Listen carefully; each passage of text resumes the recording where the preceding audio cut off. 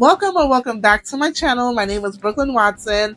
This is where fashion meets flair and the red carpet gets real.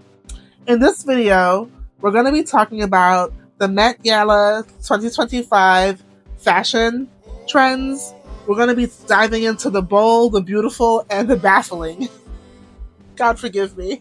Let's get into the looks that had everyone talking. This year's Met Gala theme for 2025 is Superfine Tailoring Black Style.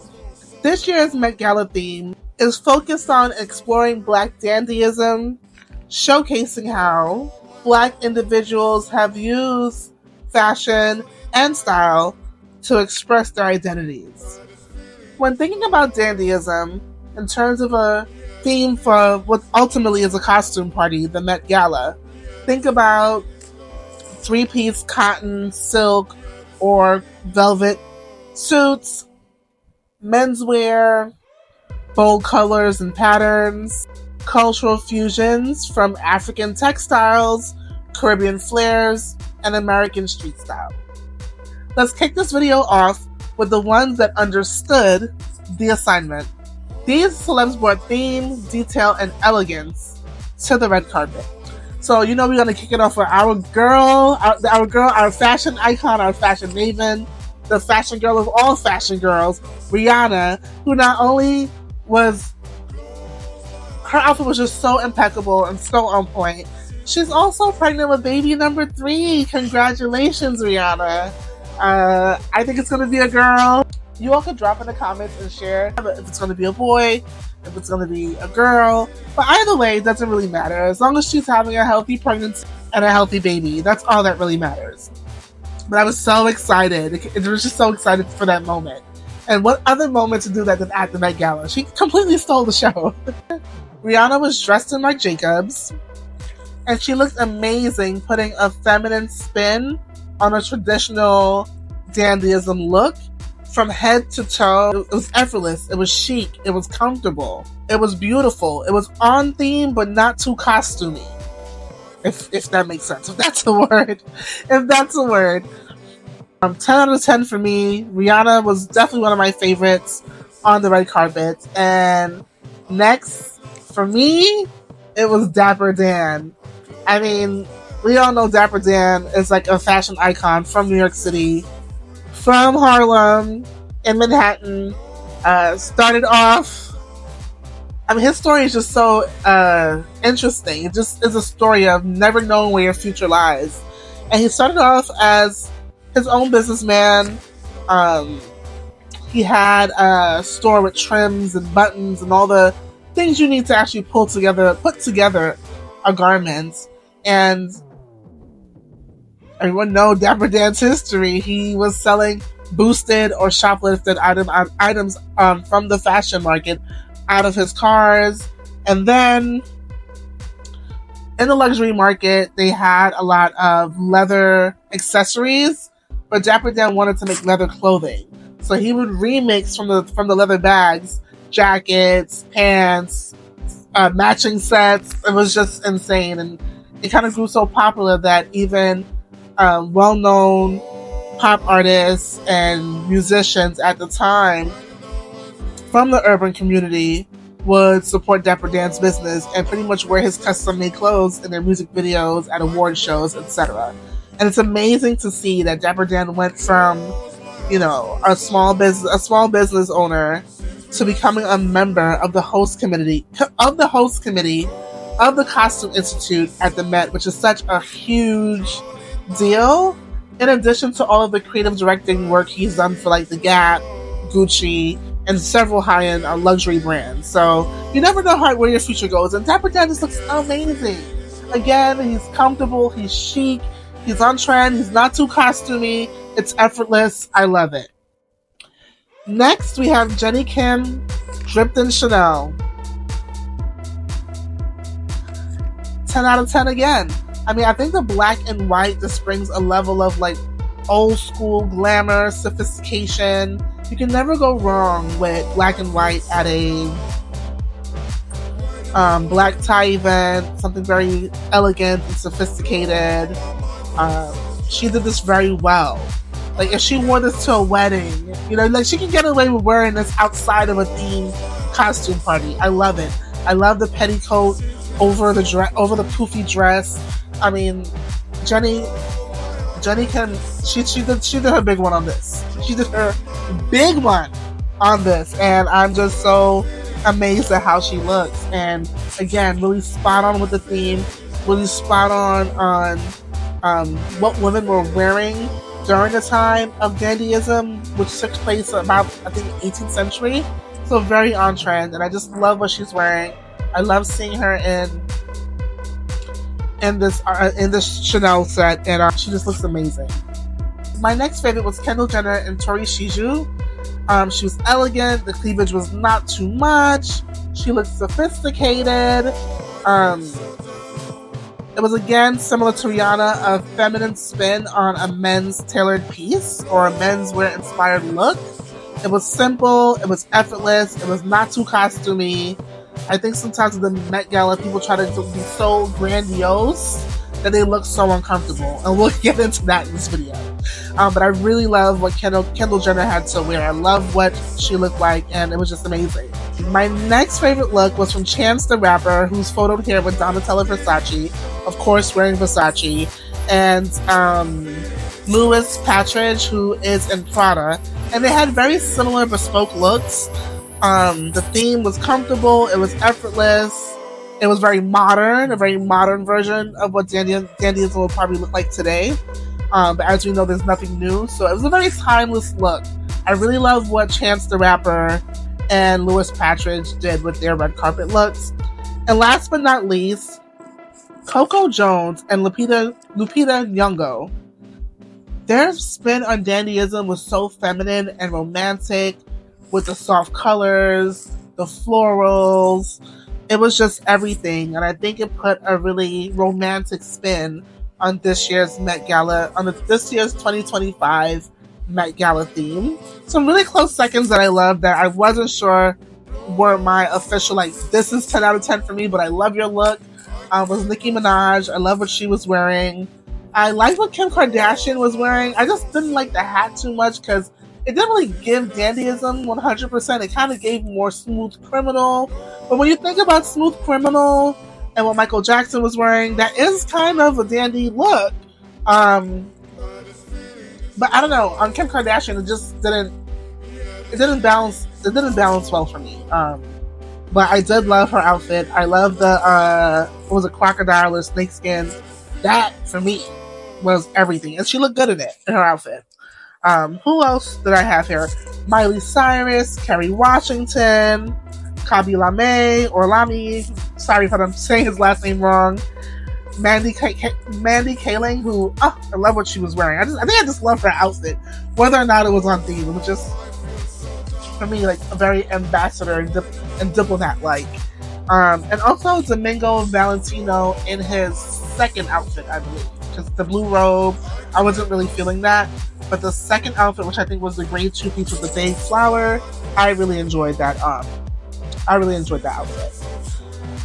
So next, we're going to talk about some surprising looks. And when I say surprising, I mean things we did not really love or did not expect to see at all. But they definitely made a statement and had something to say. Please, these are just my opinions, my thoughts. I like things kind of simple and elegant and romantic and effortless and comfortable. And some people like over the top, and that's fine. We can all like what we like, which is the beauty of the art of fashion. But let's kick this off with Jodie Turner-Smith in Burberry. I mean, it definitely hits the trend. But for me, I didn't really like the burgundy. I think for me it was just, how can I say this? I think there were other colors that could have been more complimenting, but the burgundy just wasn't it for me. But I understood why the burgundy was used, don't get me wrong. But it was a lot of burgundy, and I just didn't think it was the most complimentary. And it was just a little too costumey for my liking. It is a costume party though, but it was just too costumey. And on that trend, we're going to move next to Tiana Taylor, who actually had her Met Gala 2025 outfit designed by a really famous, world-renowned costume designer. So it makes sense that she has a costumey look, and it is a costume party. But again, not my favorite, but it's definitely made a statement for sure. Then we have Doja Cat and Marc Jacobs. I just didn't know what was happening with the 1920s bustier and the shoes, but whatever. Next, for me, on my most surprising look list, I did have Lauryn Hill, but I was very much torn because I actually really do love Lauryn Hill's outfit. It kind of reminds me of the vibe that Lupita Nyongo and Coco Jones went for, with that really soft, romantic aesthetic.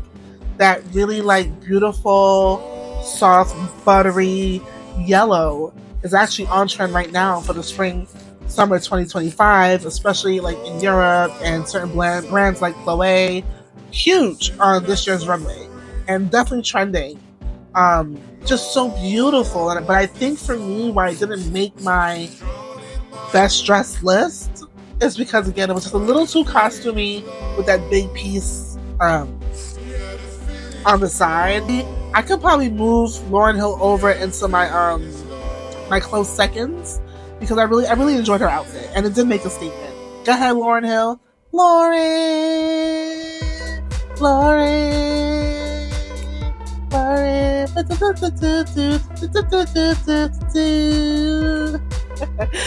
Okay, moving on to Mrs.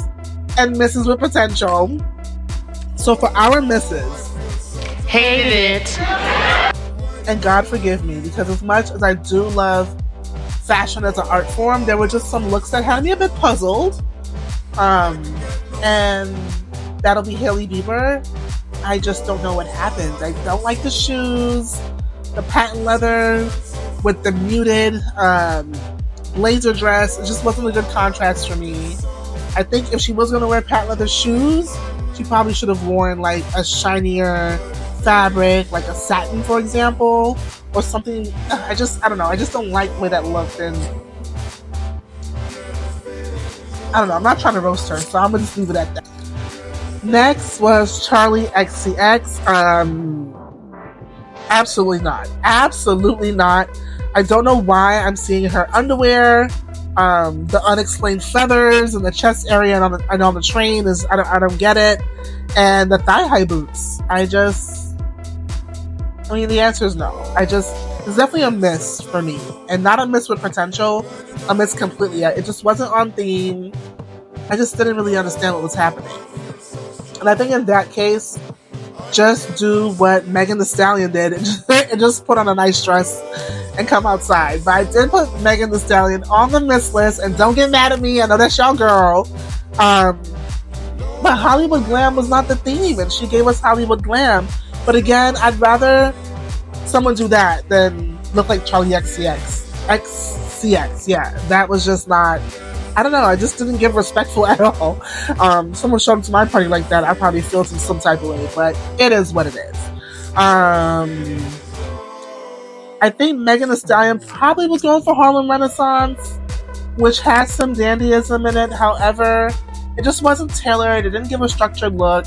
It was like, oh, Hollywood Glam, which, is timeless, I guess, to a degree. Sometimes it could feel a bit played, especially at events like a MET Gala. I did love her hair to a point, because it was giving us modern day Nefertiti, and I was here for it. But then it was like a ponytail in the middle coming out in the back, and I just honestly didn't know what to really make of that. Not saying I had to make anything of it, but it was a bit... I didn't know what to make of that piece coming out, but the initial hairstyle going up, I loved it. It really gave like modern day Nefertiti, and I thought it was very beautiful with the jewels going up in the middle. It was a very nice hairstyle, but again, it just wasn't on theme. I think the Hollywood Glam look was beautiful, but it just wasn't what we were expecting. Next on the miss list is Chappelle Roan. I think this was pretty self-explanatory. It reminded me of like Gem or like Barbie and the Rockers. It's just interesting. And then we have Mahalia. I hope I'm saying her name. Mihala Harold. First of all, I do want those Timberland boots. I do want those Timberland boots, and I will be looking for them. But it was very space alien. I think there was a Met Gala theme that this would have fit a couple years back, and not because she looks dated, but I think there was like a Met Gala theme that had like a very like galaxy alien futuristic look, and that theme wasn't tonight. It gave very casual. It gave very. I'd wear this just like a night out on the town, or just hanging out with friends, and it just didn't really, or street style, which fine, but it just didn't really give theme, and it didn't give elegance, and it didn't give I'm going to like a black tie event at the Met Gala. It just didn't give that. But it's okay, things happen. And then my last one was Alton Mason. I don't know. It just reminded me of Antonio Banderas in the movie El Zorro. I don't know if anyone remembers that, but that's what it reminded me of. So it was very hard for me to be like, yes, this is like a winning piece. And then Misses with Potential. I only had 2 people on this list. First up was Sabrina Carpenter. I really loved her look, but again, she was in Louis Vuitton. And our Louis Vuitton girls forgot their bottoms at home. And I don't know if bottomless is on theme with dandyism. It just doesn't fit right to me. I don't know. I just think that Sabrina Carpenter's look could use a little zhuzh, and then it would have been in the best dress list. Because she does look amazing. And she's killing her outfit. Maybe it's just me. Maybe I'm just not feeling Louis Vuitton being bottomless this year. It's just, I don't know. I don't know. It's just, I guess, a me thing. A me problem, which is fine. But let me know in the comments, which Met Gala look was your favorite, whether I covered it or not. If you had a favorite that I missed, if you had a favorite that was mentioned, let me know. And don't forget to like, subscribe, turn on your notifications for more fashion content. And until next time, ciao.